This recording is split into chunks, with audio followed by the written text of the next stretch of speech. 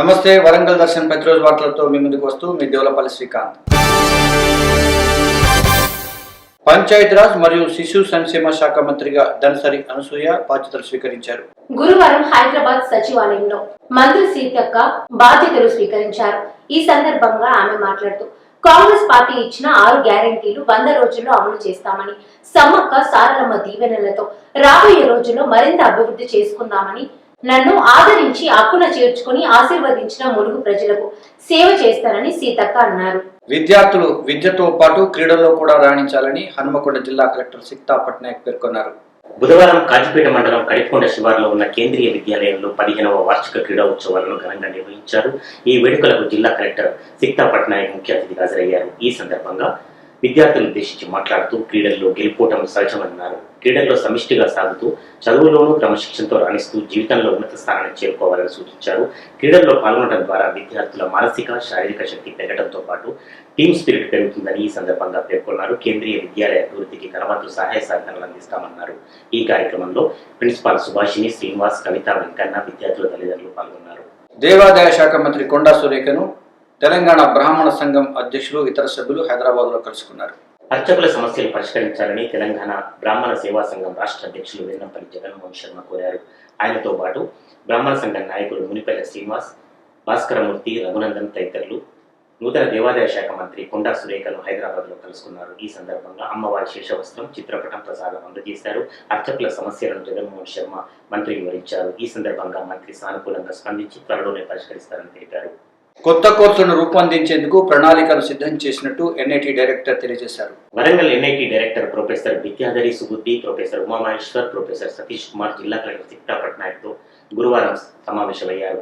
వరంగల్ ఎన్ఐటిలో సమాజానికి ఉపయోగపడే సాంకేతిక పరిశోధనలు సాగుతున్నాయని ఈ సందర్భంగా వారు కలెక్టర్కు వివరించారు.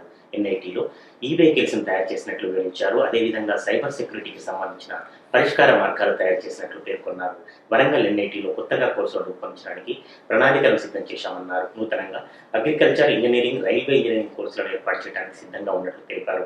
కేంద్ర ప్రభుత్వం ఉన్నత భారత్ అభియాన్ కార్యక్రమాన్ని అమలు చేస్తుందని, ఈ కార్యక్రమం కింద గ్రామాలను దత్తత తీసుకున్నట్లయితే వరంగల్ ఎన్ఐటి మార్గనిర్దేశనం చేస్తుందని అన్నారు. ఈ సమావేశాల్లో DRO Ganesh, RDO Ramesh, EE Rajaiah, DE Santosh తదితరులు పాల్గొన్నారు. నిర్ణీత గడువులోగా నూతన కలెక్టరేట్ పనులను పూర్తి చేయాలని వరంగల్ కలెక్టర్ ప్రావీణ్య అధికారులకు సూచించారు. గురువారం వరంగల్ అజం జాహిమిల్ గ్రౌండ్స్ లో వరంగల్ జిల్లా సమీకృత కలెక్టరేట్ భవన సముదాయ నిర్మాణ పనులను కలెక్టర్ ఆకస్మికంగా పర్యటించి క్షేత్రస్థాయిలో పనుల పురోగతిని పరిశీలించి సమర్థ నిర్వహణకు పలు సూచనలు చేశారు. ఈ సందర్భంగా కలెక్టర్ మాట్లాడుతూ భవన సముదాయ నిర్మాణం ఫౌండేషన్ లెవెల్ పూర్తి చేసుకుని వెంటల్ లెవెల్ కు చేరుకున్నాయని అన్నారు. మ్యాప్ ను పరిశీలించి దాని ప్రకారమే నిర్మాణాలు చేపట్టాలని సూచించారు. 80 కోట్ల రూపాయల వ్యయంతో కొనసాగుతున్న నిర్మాణ పనులపై ఎప్పటికప్పుడు సమీక్షలతో త్వరితంగా పూర్తి చేయుటకు అధికారులకు పలు సూచనలు, సలహాలు అందించామని కలెక్టర్ తెలిపారు. కలెక్టర్ వెంట ఆర్ఎంబిఎస్సి నాగేందర్ రావు, ఈఈ జితేందర్ రెడ్డి, సంబంధిత అధికారులు పాల్గొన్నారు. మత్తు పదార్థాల వినియోగం అనేక అనర్థాలకు కారణమని హన్మకొండ జిల్లా కలెక్టర్ సిక్తా పట్నాయక్ అన్నారు.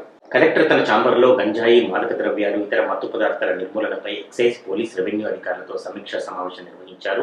ఈ సందర్భంగా సిక్తా పట్నాయక్ మాట్లాడుతూ మత్తు పదార్థాల వినియోగం వల్ల ఆరోగ్యం చెడిపోవడమే కాకుండా కుటుంబాలు చిన్నాభిన్నమవుతాయని, సమాజంలో చులకన భావం ఏర్పడుతుందన్నారు. మాదక ద్రవ్యాలు, మత్తు పదార్థాల నివారణకు నెలవారీ యాక్షన్ ప్లాన్ రూపొందించాలని ఆదేశించారు. జిల్లాలో మాదక ద్రవ్యాల వాడకాన్ని పూర్తిగా నిరోధించాలని, దీనికోసం పటిష్టమైన ప్రణాళికను రూపొందించాలని సూచించారు. మన ఉమ్మడి వరంగల్ జిల్లాలో జరిగే వార్తా విశేషాలను ప్రతిరోజు మీకు అందిస్తుంది మన వరంగల్ దర్శన్ ఛానల్. మా ఛానల్ను ఆదరిస్తున్న ప్రేక్షకులకు కృతజ్ఞతలు. ఇంకా మా ఛానల్ సబ్స్క్రైబ్ చేసుకున్నట్లయితే వెంటనే సబ్స్క్రైబ్ చేసుకోండి, లైక్ చేయండి, షేర్ చేయండి. అలాగే బెల్ సింబల్ను ప్రెస్ చేయండి. మా నోటిఫికేషన్స్ అన్నీ మీ మొబైల్లో వస్తాయి. Thank you. ఇక ఈ వార్తలు ఇంతటితో సమాప్తం. తిరిగి రేపటి వార్తల్లో కలుద్దాం. అంతవరకు సెలవు. నమస్తే.